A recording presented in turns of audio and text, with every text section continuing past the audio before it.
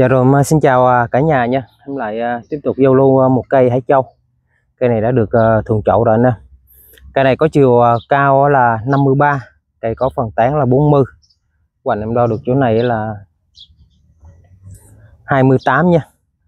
Cây này thì hàng chân rễ nè, chân rễ nôm, hàng ép đá tự nhiên nè. Tán của cây.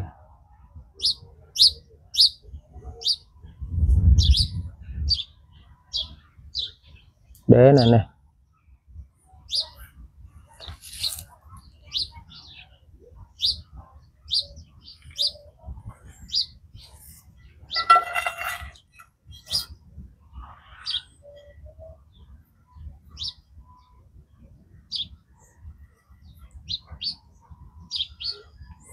Rồi em cảm ơn mọi người đã xem bài và ủng hộ em nha.